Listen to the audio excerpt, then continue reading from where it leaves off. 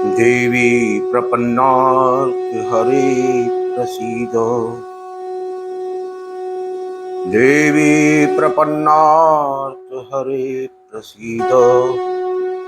प्रसीद मातुर्जगतोऽखिलस्य। प्रसीद विश्वेश्वरि पाहि विश्वम्। त्वमीश्वरी देवी चराचरस्य। शरणागत दीनार्त परित्राण परायणे सर्वस्यार्ति हरे देवी नारायणि नमोस्तुते। ओम श्री गुरवे शिवाय नमः।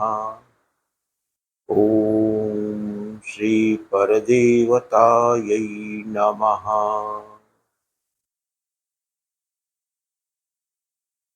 So friends, Vande Mataram. दिनांक 15 अक्टूबर 2023 से शक्ति आराधना का अत्यंत पावन पर्व समुपस्थित हो रहा है और ऐसे समय में हम समस्त सनातनी जनों का सबसे बड़ा कर्तव्य होता है कि इस पावन अवसर पर शक्ति की आराधना करते हुए स्वयं को, अपने परिवार को, अपने समाज को और अपने राष्ट्र को शक्ति संपन्न बनाएं। तो आप जानते हैं कि ये जो शंकर दिग्विजय चैनल है, महामना मंच, राष्ट्रवादी सनातन शक्ति के तत्वावधान में इसका यही प्रयास रहा है कि अपने लोगों को, अपने परिवार को, अपने समाज को और अपने राष्ट्र को सनातन के प्रति कितना जागरूक बनाया जाए। और सनातन के प्रति जागरूक बनाने का अर्थ ये नहीं कि सनातन के ऊपर हम कोई उपकार कर रहे हैं, बल्कि सनातन से उपकृत होने का भाव है। सनातन से जुड़ने का मतलब इटर्नल बन जाना है, अपनी उस आइडेंटिटी को, खोई हुई आइडेंटिटी को रिक्लेम करना है, जिसमें हम विश्व मानव हुआ करते हैं, अहम ब्रह्मास्मि हुआ करते हैं। अपनी क्षुद्र पहचान से ऊपर उठ के मात्र एक हाड़ मास में कैद चेतना के रूप में अपनी पहचान को तोड़ते हुए अहम ब्रह्मास की पहचान को रिक्लेम करना। तो इस क्रम में ये बड़ा ही अच्छा समय चल रहा है। अभी तो पितृपक्ष चल रहा है, कल सर्वपितृ अमावस्या है और बड़े सौभाग्य की बात है। पितरों की सेवा का ये अवसर हमको प्राप्त होता है। हमारे ऋषियों ने, हमारे पूर्वजों ने इस तरह का विधान कर रखा है। और कल जब उनकी विदाई का दिन है तो तिथि अमावस्या है, दिन शनिवार है। शनिवासरी अमावस्या का यूं ही बहुत महत्व होता है। और उसके बाद सायंकाल 8:34 से सूर्य ग्रहण का भी वो है। हालांकि दृष्ट तो नहीं है, लेकिन अदृष्ट होने के बावजूद भी चूंकि ये खगोलीय घटना है और पूरे भूमंडल को प्रभावित करती है, तो 100% तो नहीं, लेकिन 25% प्रभाव इसका अपने भारत भूमि पर भी रहेगा। और जहाँ पे ये ग्रहण दृष्ट होगा, जैसे central America, north America, south America, Canada, ये सब जो क्षेत्र हैं, तो वहाँ पर तो इसका 100% प्रभाव रहेगा। इसलिए वहाँ पे जो अपने भरतवंशी भाई बहन हैं, उनके लिए तो आवश्यक है कि वो ग्रहण काल के सभी नियमों का यथाशक्ति पालन करें। लेकिन जो लोग भारतवर्ष में हैं, चूंकि यहाँ दृष्ट नहीं है, तो उनके लिए किसी प्रकार का कोई प्रतिबंध नहीं है। और ग्रहण चूंकि यहाँ के टाइम के हिसाब से रात्रि काल में पड़ रहा है, तो वैसे भी रात्रि में सब लोग सोते हैं, ग्रहण दृष्ट नहीं होता है, तो कोई बहुत चिंतित होने जैसी बात नहीं है। हाँ, इस समय में जप के अगर आप किन्हीं मंत्रों का जप कर सके, किन्हीं स्तोत्र का पाठ कर सके, तो ये आपके लिए बहुत ही कल्याणकारक होगा। और एक चीज और मैं कहूँगा कि अभी ये जो पितरों को विदा करने का अवसर होता है, तो अमावस्या के दिन शाम को या तो घर के दक्षिणी हिस्से में, छत के दक्षिणी हिस्से में मुंडेर पर, या बाहर कहीं स्थान मिलता है, या नदी तट अगर आपको मिलता है, या पीपल का वृक्ष मिलता है, तो वहां पे जो है तिल के तेल का दीपक अवश्य रखें। और दीपक की ज्योति जो है वो दक्षिण दिशा की तरफ होनी चाहिए। इससे क्या होगा कि जो पितृ जो है विदा लेकर के अपने मार्ग पर आगे बढ़ रहे होते हैं, तो उनका मार्ग प्रशस्त होता है, प्रकाशित होता है। और इस प्रकाशित मार्ग को देख करके पितृ लोग हर्षित होते हैं और हमें आशीर्वाद देते हैं। और पितरों के आशीर्वाद से ही उनके वंशजों को सुख, शांति, समृद्धि, शांति और उन्नति प्राप्त होती है। ऐश्वर्य, आयुष्य, आरोग्य, ये सब जो है वो जब तक पितृ प्रसन्न नहीं है तब तक संभव नहीं है। तो एक छोटा सा कार्य अवश्य कर लें कि कल सायंकाल जो है किसी पीपल के वृक्ष के नीचे, नदी के तट पे, और अगर नहीं संभव है तो अपने घर के दक्षिणी हिस्से में छत पे, मुंडेर पे तिल का दीपक अवश्य जलाएं, जिसकी ज्योति दक्षिण दिशा की ओर होनी चाहिए। तो ये तो रही एक बात। और देखिए, ये बड़ा अच्छा विधान है कि हम पितरों का आशीर्वाद प्राप्त करते हैं, पितृपक्ष में उनकी सेवा करते हैं। उसके बाद सूर्य ग्रहण आ जाता है। सूर्य ग्रहण अपने आप में आध्यात्मिक दृष्टि से देखा जाए तो एक बहुत बड़ा पर्व होता है, जिस काल के आवर्त को काटने के लिए मनुष्य को जन्म जन्मांतर तक प्रयत्न करना पड़ता है। राहु और केतु की कृपा से वो काल का आवर्त इस समय जो है थोड़े समय के लिए अपने आप कट जाता है। तो जो भी कार्य आप करते हैं, आप परमात्मा के बिल्कुल सन्निकट होते हैं और सुपर टेम्पोरल स्टेट में होते हैं। तो वो कार्य एक तो चिरस्थायी होता है, इस काल में किया गया मंत्र जप सिद्धिदायक होता है और मनोकामना को सिद्ध करने वाला होता है। तो ऐसे समय में अगर आप जो है आपने किन्हीं मंत्रों की विधिवत दीक्षा ले रखा है तो उन मंत्रों का जप करें। नहीं, अगर आपने किसी मंत्र की दीक्षा प्राप्त किया है तो आप नाम जप कर सकते हैं, कोई अच्छा सा स्तोत्र कर सकते हैं। इसके लिए हम कुछ स्तोत्र भी अपने YouTube चैनल पे अपलोड कर चुके हैं, तो आप उनको देख सकते हैं। नहीं होगा तो उनको बजा के बार बार आप सुन सकते हैं, उसका भी उतना ही लाभ होगा। क्योंकि ये जो स्तोत्र है ये बड़े हाईली चार्ज एटमॉस्फेयर में रिकॉर्ड किए गए हैं, तो इसलिए इसमें एक विशेष प्रकार की ऊर्जा भरी हुई है और इसके श्रवण से भी बड़ा कल्याण होगा।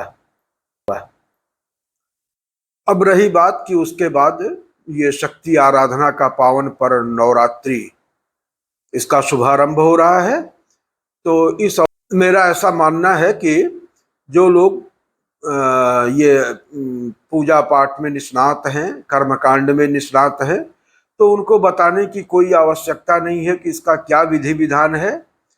और जो लोग किन्हीं कुशल आचार्यों के द्वारा करवाते हैं उनके लिए भी कोई समस्या नहीं है। सोचने की बात उनके बारे में रह जाती है जो कि न तो स्वयं कर सकते हैं और न तो आचार्यों के माध्यम से करा सकते हैं, तो उनके लिए बहुत विधि विधान का पालन कर पाना भी संभव नहीं होगा।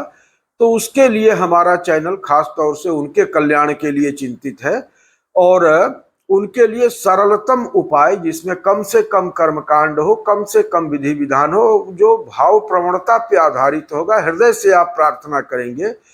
और कोई भी कर्मकांड या क्रिया तभी फलित होती है जबकि उचित भाव भूमि में उसका संपादन किया गया हो। तो इसलिए हमारा अपने चैनल के व्यूअर्स से अनुरोध होगा कि अगर आप बहुत कर्मकांड में निष्णात नहीं है, पूजा पाठ का विधि विधान बहुत आपको ज्ञात नहीं है, तो इससे बहुत परेशान होने की आवश्यकता नहीं है। भगवती भाव की भूखी है और आप भगवती के बालक हैं, इसलिए आप के हर प्रकार के अपराध को क्षमा करने के लिए वो स्वतः ही सतत तत्पर है। तो कोई चिंता करने वाली बात नहीं है। बस आप ये करें कि आप जो कुछ भी कर सकते हैं वो पूरे मनोयोग से करें, पूरे भाव से करें। ये मान के चले कि आप पुत्र हैं और वो आपकी माँ है, और इस भाव से माँ और पुत्र के बीच में जो संवाद होता है, जिसमें किसी प्रकार की फॉर्मेलिटी नहीं होती, एक निश्चल प्रेम होता है, उस भाव के साथ आप जो भी थोड़ा बहुत कर देंगे वो सब भगवती को स्वीकार्य होगा, और आपकी प्रार्थना भगवती स्वीकार करते हुए आपको वो सब कुछ प्रदान करती है जिसकी आपको अपेक्षा है। अपेक्षा ही नहीं बल्कि वो तो अपेक्षा से ज्यादा प्रदान करने वाली है। भयात् त्रातुम दातुम फलमपि च वांछा समधिकम शरण्ये लोकानाम तव ही चरणावेव निपुणौ। सौंदर्य लहरी में आचार्य भगवत पाद बताते हैं कि त्वदन्य पाणिभ्याम अभय वरदो दैवत गण। आपके अलावा भगवती जितने भी देवी देवता हैं वो अपने हाथों से वर और अभय मुद्रा का प्रदर्शन करते हैं। एकमात्र आप ऐसी हैं जो कि हाथों से वर और अभय मुद्रा का प्रदर्शन नहीं करती। त्वमेका नैवासीत प्रकटित बराभीत्यभिनया। तो ऐसा क्यों है कि बाकी देवताओं को हाथों से वर और अभय मुद्रा का प्रदर्शन करना पड़ता है जबकि आपको नहीं करना पड़ता? तो कहते हैं कि भयात् त्रातुम, भय से त्राण देने के लिए, और दातुम फलमपि च वांछा समधिकम, वांछा से भी अधिक फल प्रदान करने में आपके चरण कमल ही निपुण है। इसलिए आपको हाथ से बराभय मुद्राओं के अभिनय की आवश्यकता नहीं पड़ती है। भयात् तुम दातुम फलमपि च वांछा समधिकम शरण्ये लोकानां तव ही चरणावेव निपुणौ। तो इसलिए ऐसी भगवती को प्रसन्न करने के लिए आपको कोई आवश्यक नहीं कि बहुत लंबा चौड़ा विधि विधान और कर्मकांड करें। अगर आप करते हैं तो ये अच्छी बात है, ऑफ कोर्स, इसमें कोई ऐसी बात नहीं है कि मैं उसके अगेंस्ट हूं या उसके प्रति कोई और भी भाव में प्रदर्शित कर रहा हूं। ऑफ कोर्स ये बहुत अच्छी चीज है अगर आप कर सकते हैं या करा सकते हैं। लेकिन अगर नहीं कर सकते हैं, नहीं भी करा सकते हैं, तो इसमें चिंता का कोई कारण नहीं है, और आप अगर भावपूर्ण ढंग से एक पुष्प भी भगवती को अर्पित करते हैं और अपने मन का भाव वहां पे जिस भी भाषा में आप रख सकते हैं भगवती के समक्ष रखते हैं तो भगवती को स्वीकार्य होगा। क्योंकि भगवती को अदराइज करने की जरूरत नहीं है। हम और भगवती दो नहीं है, हमारे ही अस्तित्व का एक जो बेहतर हिस्सा है, बहुत सबलाइम हिस्सा है, वो भगवती का है। तो भगवती और हम इंटायरली डिफरेंट एंटिटी नहीं है, बल्कि हमारे ही जो बेस्ट सेल्फ है हमारा, वो भगवती है। और जो थोड़ा प्राकृत सेल्फ हो गया है, जो कन्फाइंड हो गया है, वो हम हो गए हैं। तो इसलिए इसको इसी परिप्रेक्ष्य में देखने की आवश्यकता है, कोई घबराने की बात नहीं। तो इस क्रम में दुर्गा सप्तशती में एक बहुत छोटा सा स्तोत्र आता है जिसको सप्तश्लोकी दुर्गा कहते हैं। तो अगर आप सप्तशती का पाठ नहीं कर सकते हैं, कुछ भी नहीं कर सकते, तो मैं ये जरूर कहूंगा कि सप्तश्लोकी दुर्गा का पाठ किया जा सकता है। इसमें छोटे छोटे 7 श्लोक हैं, और अगर आप उसको भी नहीं कर सकते हैं, बाय द वे अगर आपको संस्कृत का वाचन करने में बहुत परेशानी होती है, तो आप जो है इस चैनल से उसका श्रवण करें, उससे भी आपको उतना ही लाभ होगा। तो हम जो है सप्तश्लोकी दुर्गा का पाठ यहाँ पे दे देते हैं। शिव उवाच देवी त्वं भक्त सुलभे सर्वकार्य विधायिनी, देवी त्वं भक्त सुलभे सर्वकार्य विधायिनी, कलौ हि कार्य सिद्ध्यर्थम उपायं ब्रूहि यत्नतः। देवी उवाच शृणुदेव प्रवक्ष्यामि कलौ सर्वेष्ट साधनम्, मया तवैव स्नेहेनाप्यम्बा स्तुतिः प्रकाश्यते। ओम अस्य श्री सप्तश्लोकी स्तोत्र मंत्रस्य नारायण ऋषिः अनुष्टुप छंदः श्री महाकाली महालक्ष्मी महासरस्वत्यो देवता श्री दुर्गा प्रीत्यर्थम सप्तश्लोकी दुर्गा पाठे विनियोगः। ओम ज्ञानिनामपि चेतांसि देवी भगवती हि सा बलात् आकृष्य मोहाय महामाया प्रयच्छति। दुर्गे स्मृता हरसि भीतिमशेषजन्तो स्वस्थै स्मृता मतिमतीव शुभां ददासि। दारिद्र्य दुःख भयहारिणिका त्वदन्या सर्वोपकार करणाय सदार्धचित्ता। सर्वमंगलमांगल्ये शिवे सर्वार्थसाधिके शरण्ये त्र्यंबके गौरी नारायणि नमोस्तुते। शरणागत दीनार्थ परित्राणपरायणे सर्वस्यार्ति हरे देवी नारायणि नमोस्तुते। सर्वस्वरूपे सर्वेशे सर्वशक्ति समन्विते भयेभ्यस्त्राहि नो देवी दुर्गे देवी नमोस्तुते।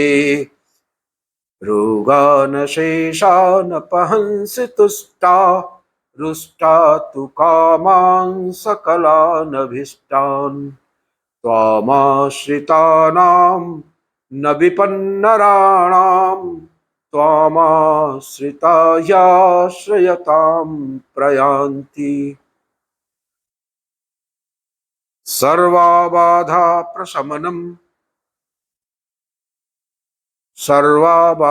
प्रशमनं त्रैलोक्यस्याखिलेश्वरी।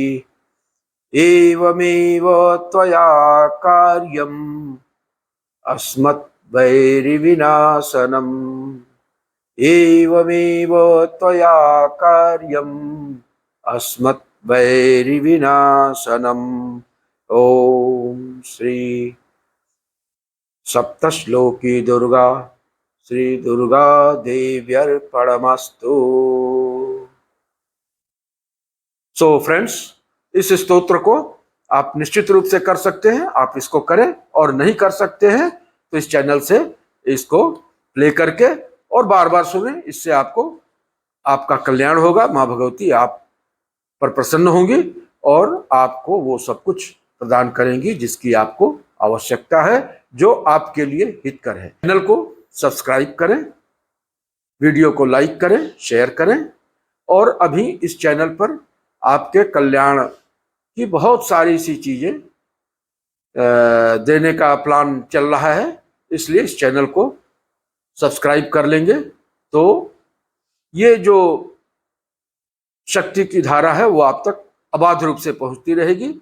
इन्हीं शब्दों के साथ ओम पूर्णमदः पूर्णमिदं पूर्णात् पूर्णमुदच्यते पूर्णस्य पूर्णमादाय पूर्णमेवावशिष्यते।